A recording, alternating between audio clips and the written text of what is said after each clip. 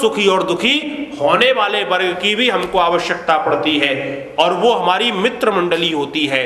आपने अगर घर बनाया तो आपने डिनर पर अगर उनको बुलाया तो डिनर पर जरूर आ जाएंगे, और चाहे उनका अंदर से मन है कि नहीं है आपके घर को देख करके प्रसन्नता का, लेकिन कह जरूर जाएंगे साहब घर बहुत अच्छा बनाया है, आपको बहुत बहुत बधाई है, भोजन पर बुलाया आ गए वो। तो ऐसे लोगों की जरूरत भी हमको समाज के अंदर पड़ती है। इन तीन लोगों का जो समुदाय होता है, हमारे ऋषियों ने कहा इसी का नाम समाज होता है। आज जो ये परंपरा चली हम और हमारे बच्चे, ये वाली परंपरा बिल्कुल ऋषियों के हिसाब से ठीक नहीं है। मान लीजिए ये हो गया कि हम दो और हमारे दो, तो हम दो पति पत्नी हो गए, दो बच्चे हो गए, लेकिन घर के अंदर जो वो बूढ़े और बुढ़िया बैठे हुए हैं उनका क्या होने वाला है? तो ऋषियों ने कहा कि वो भी हमारे समाज के अंग है, उनको छोड़ा नहीं जा सकता है। वो अनाथ आश्रम की शोभा बढ़ाने के लिए नहीं है, वो हमारे घर की शोभा बढ़ाने के लिए है। और चाहे वो किसी काम के नहीं है, कई बार व्यक्ति कहता है साहब ये तो ओल्ड हो गए, किसी काम के नहीं है, लेकिन मैं एक निवेदन किया करता हूं, जिस घर के अंदर बड़े बुजुर्गों का आशीर्वाद बना रहता है वो घर हमेशा फलता फूलता रहता है। वो घर के अंदर जो है गरु और गंभीरता को बढ़ाने का काम करते हैं, वो दिशा निर्देशन देने का काम करते हैं। इसलिए जो जिस उपयोग के वो हैं उस उपयोग को हमको उनसे लेना चाहिए। तो ऐसे समाज के अंदर जब हम जीते हैं तो वहां पर कुछ चीजें हमको अपने जीवन के अंदर धारण करना पड़ती हैं, क्योंकि कहा गया है कि जहां पर जो है बहुत सारे बर्तन रहेंगे तो उनके खनकने की आवाज तो आएगी ही। मेरे गुरुजी एक बात कहा करते हैं कि देखो समाज के अंदर, घर के अंदर, परिवार के अंदर आप रहो और बहुत सारे लोग हैं, तो अगर आपकी कभी लड़ाई भी हो तो लड़ना बुरा नहीं है, आपको जितना लड़ना है लड़ लो, लेकिन लड़ने के बाद में बोलना बंद मत करो। सबसे बड़ी समाज के अंदर दिक्कत क्या हो जाती है कि हम लोग लड़ाई के बाद में हम लोग बोलना बंद कर देते हैं। साहब मतभेद चाहे जितना भी हो, कितना भी मतभेद हो वो चलेगा, लेकिन मनभेद कभी जीवन के अंदर नहीं होना चाहिए। और मनभेद जब समाज के अंदर या परिवार के अंदर आ जाता है वहां विघटन का भाव पैदा हो जाता है। और मैं तो कहा करता हूं बाहर से भले भले अलग रहो, लेकिन आपके हृदय हमेशा एक साथ रहना चाहिए। कभी आपने संतरे को देखा होगा, संतरा देखा है कि नहीं देखा? अरे कुछ तो गर्दन वर्दन लाया करो, आप लोग ऐसे बैठ जाते हो शांत होकर के कि मुझे डर लगने लगता है। आप सुन भी रहे हैं कि नहीं सुन रहे हैं? एक दिन मैं अपने गुरुकुल में पढ़ा रहा था, तो वो दर्शनों के अंदर दो शब्द आते हैं, एक सत्य एक भ्रम, एक सत्य एक भ्रम। तो मैंने विद्यार्थियों से कहा मैंने सत्य और भ्रम पर एक एक वाक्य बना करके दिखाओ। तो एक विद्यार्थी कहता बना तो दूंगा अगर आप डांटे ना तो। मैंने कहा जब मैं खुद ही कह रहा हूं बनाओ तो फिर क्या दिक्कत है? बोले पक्की बात डांटेंगे नहीं? मैंने कहा नहीं डांटूंगा, बनाओ।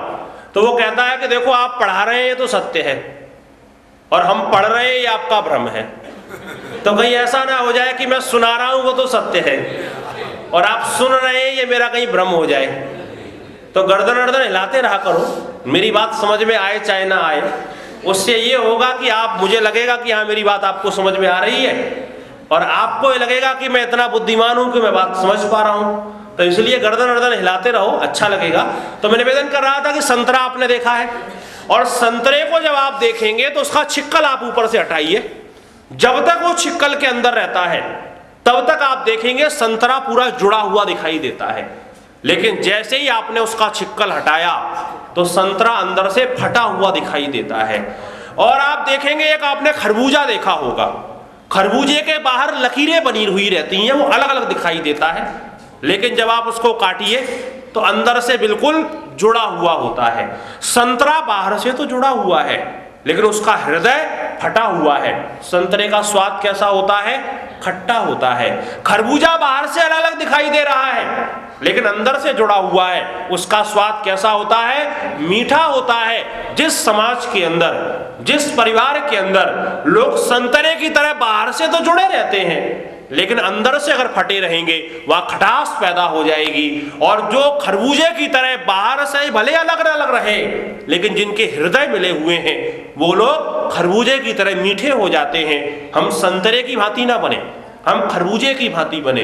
कई बार व्यक्ति को लगता है साहब मैं तो बहुत कर रहा हूं, ये बाकी लोग कुछ भी नहीं कर रहे हैं, ये बेकार के लोग हैं। लेकिन मैं एक निवेदन किया करता हूं, जो काम तलवार कर सकती है उस काम को सुई नहीं कर सकती है, लेकिन साहब सुई का काम भी तलवार नहीं कर सकती है। जब सुई की जरूरत पड़ेगी, बटन आपको लगाना है, तलवार कितनी पैनी हो, कितनी उपयोगी हो, नहीं लगा सकते हैं आप। तो छोटे व्यक्ति की अपनी अलग कीमत है, बड़े व्यक्ति की अपनी अलग कीमत है। और आपने कभी देखा होगा रस्सी को, रस्सी के धागे अलग अलग होते हैं और वो अलग अलग जो उसके तार हैं, उन तारों को आप अलग अलग रहने दीजिए, जोर से खींचेंगे वो टूट जाएगा।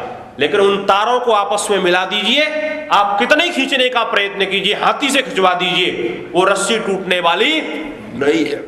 मैं कहा करता हूं, समाज के अंदर अगर वो संगठन का भाव आपके मन के अंदर है, तो बिना संगठन के अगर आप देखेंगे, बिना जुड़े हुए अगर आप देखेंगे, तो घर में आप झाड़ू भी नहीं लगा सकते हैं। वो झाड़ू क्या चीज है? तिनकों का संगठन ही तो है।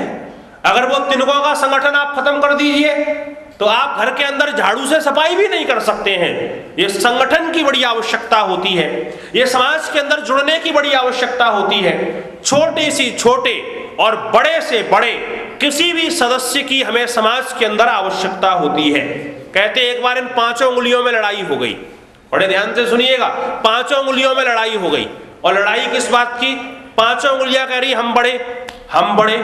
पंडित जी कहते हैं, कल पंडित जी ने वहां गुरुकुल में सुनाया कि साहब आदमी लड़ता तो बड़ा है, हम बड़े हम बड़े हम बड़े, लेकिन ये बड़े बनने में कष्ट बड़ा होता है। तो कैसे कष्ट होता है बड़े बनते हुए? कभी आपने देखे? पहले दाल को लेकर के आया जाता है, फिर उसके ऊपर बैल चलाए जाएंगे, फिर उसका छिलका अलग किया जाएगा, फिर वो दाना अलग होगा, फिर उसको चक्की में लेकर के दर देंगे, लेकर के फिर उसको लेकर के पानी में गला देंगे, फिर उसके चमड़े को उसमें से उतार देंगे, उतारने के बाद फिर नमक और मिर्ची उसमें लेकर के डाल देंगे, सिलबट्टे में लेकर के उसको फिर पीसेंगे, फिर उसके बाद में क्या करेंगे? तब भी संतोष नहीं हुआ, फिर धीरे से लेकर के उसको तेल के अंदर डालेंगे और डालेंगे वो जल भूंज करके जब तैयार हो जाएगा तो उसमें दही मिला करके फिर हम कहते हैं ले लो दही बड़े। काई बड़े बनने में बड़ा कष्ट होता है, आदमी चक्कर में रहता है हम बड़े हम बड़े हम बड़े हम बड़े। तो 5 उंगलियों में लड़ाई हुई और लड़ाई ये हुई कि हम बड़े हम बड़े हम बड़े। तो कहा ये पता कैसे चले हम में से बड़ा कौन है? कह लगे कोई समझदार से आदमी के पास चलो, वो हमारा निर्णय करेगा कि हम में से बड़ा कौन है। तो किसी समझदार आदमी के पास 5 उंगलियां पहुंची और कहा साहब हमारी लड़ाई हो रही है। तो उन्होंने कहा किस बात को लेकर के लड़ाई हो रही है? कहा हम इसलिए लड़ रहे हैं कि हम 5 कह रहे हैं हम बड़े हम बड़े हम बड़े, तो अब निर्णय कर दो हम में से बड़ा कौन है। तो उन्होंने कहा देखो अपना अपना बड़प्पन सिद्ध करो, आप में से जिसकी दलील ज्यादा मजबूत होगी हम उसको स्वीकार कर लेंगे कि हाँ ये वाला बड़ा है।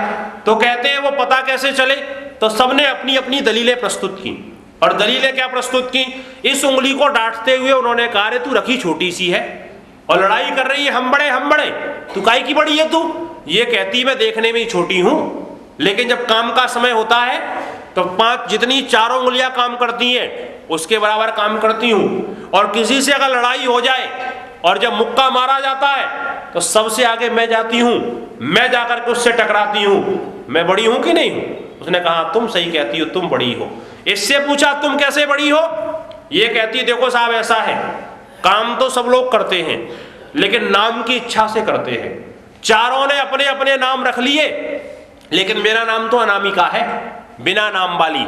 मैंने कोई नाम नहीं रखा। मैं समाज के अंदर काम तो करती हूं लेकिन बिना नाम की इच्छा से करती हूं। और समाज में उसी को सजाया संवारा जाता है जो बिना नाम की इच्छा के साथ में काम करता है। अच्छा कल्पना करके देखिए आपके पास एक ही अंगूठी हो तो कौन सी उंगली में पहनेंगे? कौन सी वाली में पहनेंगे? इसी में पहनी जाएगी। और विवाह में एक रस्म होती है जिसको सगाई कहते हैं, उसमें भी अंगूठी किसको पहनाई जाती है? इसी को पहनाई जाती है।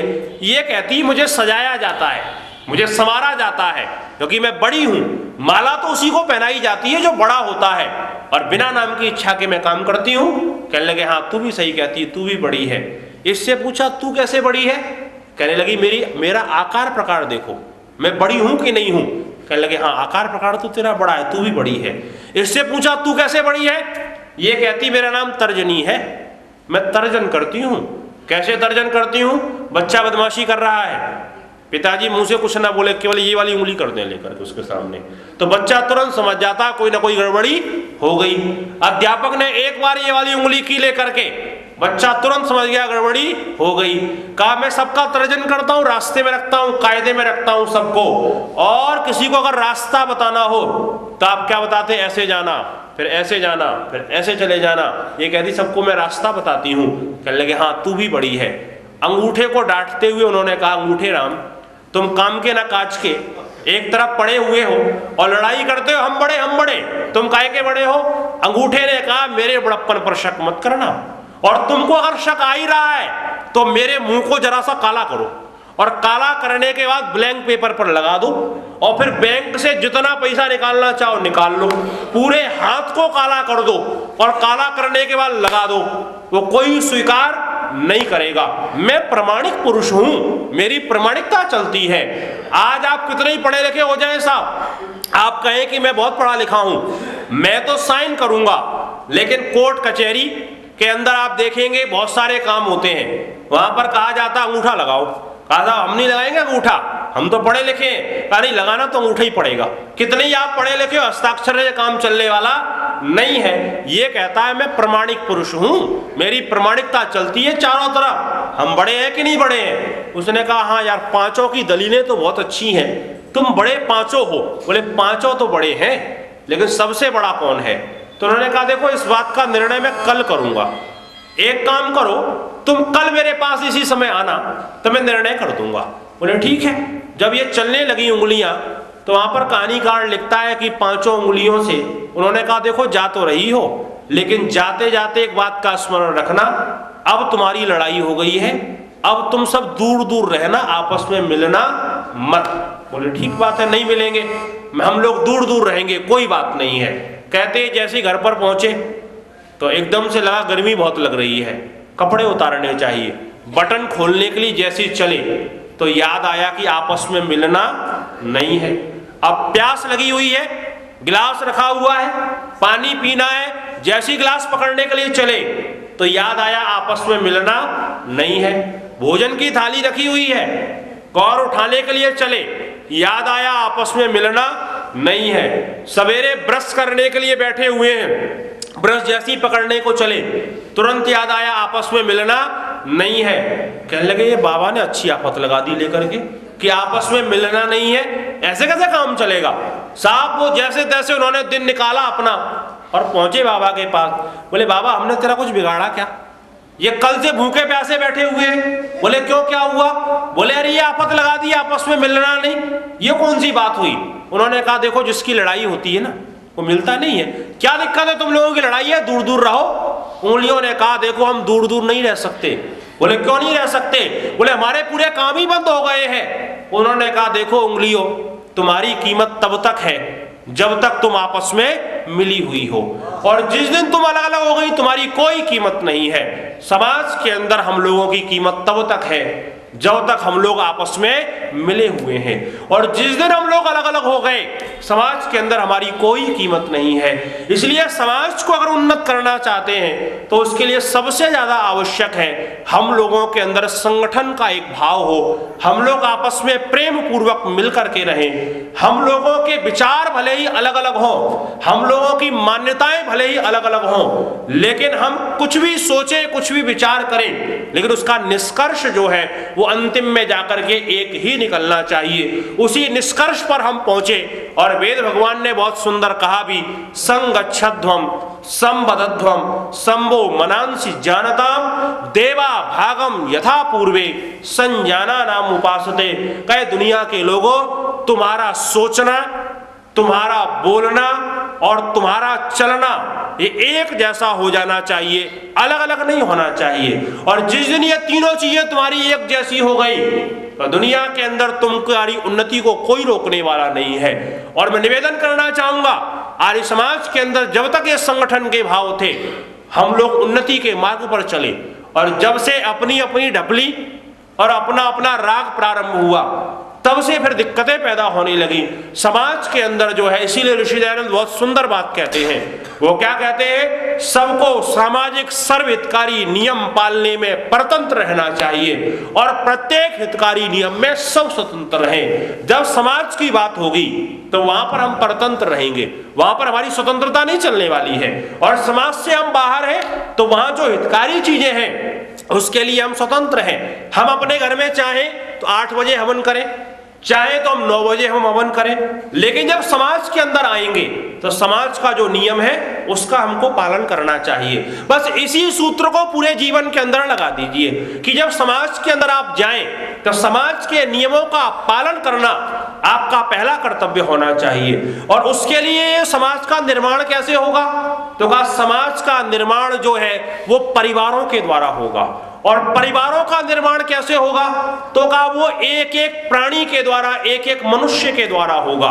जब मनुष्यों का जीवन शुद्ध और पवित्र होता है तो उसके बाद में परिवार का जीवन अच्छा होता है, और परिवार का जीवन अच्छा होता है तो समाज का जीवन अच्छा होता है। और मैं निवेदन आपसे करना चाहूंगा, व्यक्तिगत जीवन को सुधारने के लिए मनुष्य को 3 स्तरों पर प्रयत्न करना होता है। और वो 3 स्तर कौन से हैं? एक शारीरिक स्तर है, एक उसका मानसिक स्तर है और एक उसका आध्यात्मिक स्तर है।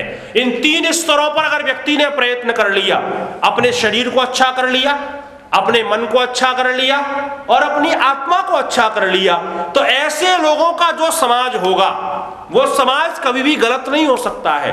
और ये किनका समाज अच्छा होता है? तो जिनके जीवन के अंदर इन 3 चीजों की उन्नति होती है। और वो उन्नति कैसे होगी? मैं कहा करता हूं वो 4 चीजें हमारे जीवन के अंदर आ जाए। एक समता आ जाए, एक ममता आ जाए, एक नम्रता आ जाए और एक क्षमता आ जाए। अगर ये 4 चीजें आपके जीवन के अंदर आ गई, आज ये समाज और परिवार के अंदर विघटन के भाव जो पैदा हो रहे हैं उसका सबसे बड़ा कारण है हम लोगों के जीवन से समता निकलती चली जा रही है। ये जो संवाद की स्थिति है, अगर ये संवाद हमारे जीवन के अंदर नहीं रहा हम कभी भी उन्नत नहीं हो सकते हैं। इसलिए वेद कहता है विवाद मत करना, आप क्या करना? संवाद अपने जीवन के अंदर करना। और कभी मन के अंदर ये भाव आए कि मैं तो इतना कर रहा हूं और मेरे करने से कुछ नहीं हो रहा है, तो मैं एक निवेदन किया करता हूं। बचपन में हम लोग एक कहानी सुना करते थे कि एक राजा ने अपने राज्य में घोषणा की कि हमारे यहाँ जो तालाब है ये तालाब पूरा सूख गया है और आप जितने लोग हैं वो तालाब में प्रातः काल उठ करके 1-1 लोटा दूध डालेंगे, पानी नहीं डालेंगे, दूध डालेंगे। तो अभी तक ये पानी का तालाब था, फिर ये दूध का तालाब हो जाएगा और पूरी दुनिया में हमारा रुतबा होगा कि हमारे पास दूध का तालाब है। आपको बहुत कुछ ज्यादा डालना भी नहीं है, 1-1 लोटा सब लोग डालेंगे, हो जाएगा काम। पर रात में सारे लोगों ने एक बात सोची कि यार सब लोग तो दूध डालेंगे, अगर 1 लोटा पानी हमने डाल दिया तो क्या बिगड़ने वाला है? अगर एक आध आदमी सोचता मेरे जैसा तो ठीक था, लेकिन सबने यही चीज सोच ली लेकर के। और जब सबने सोच ली तो साहब वो सवेरे 4 बजे से नंबर चला डलने का, तो 6 बजे तक जिसको दूध का तालाब बनना था वो पानी का तालाब बन गया। अब एक ब्राह्मण प्रकृति का आदमी अपने घर से लोटा लेकर के चला, और जब लोटा लेकर के चला उसमें दूध था, उसकी देवी जो थी वो पानी डाल करके आ रही थी। तो उन्होंने पूछा पतिदेव कहाँ जा रहे हो? कहा राजा ने कल कहा था दूध डालने के लिए, वो दूध डालने के लिए जा रहा हूं। उसने माथे पर हाथ मारा, बोले ये काम करो, ये लोटा मुझे दो, दूध क्यों बर्बाद कर रहे हो, और मेरा वाला लोटा लो, नल से पानी भरो, डाल करके आ जाओ। और सबके सब वहां पानी डाल करके आ रहे हैं। तो पंडित जी ने कहा राजा ने तो दूध डालने के लिए कहा था। बोले राजा ने क्या कहा था वो मुझे नहीं पता, जो सब डाल के आ रहे हैं वो मैं देख करके आ रही हूं, और तुम भी पानी डाल करके आ जाओ। उस ब्राह्मण ने कहा नहीं देखो राजा ने दूध डालने के लिए कहा था, मैं तो दूध ही डाल करके आऊंगा, पानी डाल करके मैं नहीं आऊंगा। जब बहुत ज्यादा बहस हुई तो अंत में उसने पंडिताइन ने माथे पर हाथ मारते हुए कहा कि तुम्हारी बुद्धि को कौन समझाए, तुमको समझ में नहीं आ रहा है कि कोई तुम्हारे 1 लोटा दूध डाल देने से वो पानी का तालाब दूध का तालाब नहीं बन जाएगा। बिना मतलब में पागल बने हुए हो। साहब पंडित ने जो उत्तर दिया है वो करोड़ों का उत्तर था। पंडित कहता है देवी मैं जानता हूं कि मेरे 1 लोटा पानी डाल देने से वो दूध का तालाब पानी का तालाब दूध का तालाब नहीं बनेगा, लेकिन उसका थोड़ा सा रंग तो बदल जाएगा। और मुझे क्या लेना देना वो क्या है क्या नहीं है, मेरा जो कर्तव्य है उसका मैं निर्वहन करूंगा। समाज के अंदर जब प्रत्येक व्यक्ति ये सोचता है कि मैं बहुत ज्यादा ना बदल पाऊं कोई बात नहीं है, लेकिन थोड़ा सा रंग तो मैं बदल दूं, अगर मैं रंग भी थोड़ा सा बदल पाया तो मेरा काम सफल हो जाएगा। इसलिए संवाद अपने जीवन के अंदर बना करके रखें। दूसरी चीज, समता के बाद में कई ममता, वैसे तो ममता का निषेध किया गया है, लेकिन समता से युक्त जो ममता होती है वो जीवन का कल्याण करने वाली होती है। और तीसरी चीज होती है क्षमता। परमेश्वर ने जो शक्ति और सामर्थ्य हमको दी है उसका उपयोग हम सबको करना चाहिए। और अगर उसका उपयोग हम सबने करना प्रारंभ कर दिया तो मान करके चलना कि हमारा जीवन उन्नत हो जाएगा। और अंतिम चीज कही नम्रता। सब कुछ आने के बाद भी आप कभी नम्रता को मत छोड़ देना, क्योंकि अगर नम्रता आपके जीवन से निकल गई तो आपकी वाणी भी कठोर हो जाएगी, आपका मन भी कठोर हो जाएगा, आपकी आत्मा भी कठोर हो जाएगी, आपका शरीर भी कठोर हो जाएगा। हमारे यहाँ कहा गया ना, शब्द समारे बोलिए, शब्द के हाथ न पाओ, और एक शब्द करे औषधि और एक शब्द करे घाव। दुनिया के अंदर हर कोई बोलता है, लेकिन कभी कभी मैं कहा करता हूं, आज आप लोग जाकर के कांच में अपने मुंह को देखना, और जब अपने मुंह को देखेंगे, वैसे आपने बहुत बार देखा होगा, लेकिन आज मेरे कहने से बड़े ध्यान से देखना, तो आप देखेंगे। और अगर आपने महाभारत और रामायण को देखा होगा तो उसमें धनुष बाण जरूर देखे होंगे, और धनुष बाण जो आपने देखे हैं तो वो धनुष बाण को आप देखना और अपने मुंह को देख करके फिर कल्पना करना। तो आप कल्पना जब करेंगे तो आपका जो ऊपर का ओठ है ना, ये ऊपर वाला ओठ आपको धनुष की जैसे ऊपर की लकड़ी होती है घूमी हुई, और ये नीचे वाला ओठ है ना, जो ये प्रत्यंचा जो होती है धनुष की, जो रस्सी जो होती है उसकी तरह। और जैसे धनुष में बाण लगे हुए रहते हैं, ऐसी जो हमारी जीभ होती है ना, ये बाण का काम करने का प्रयत्न करती है। अगर हमने इन शब्दों के द्वारा बाण का काम किया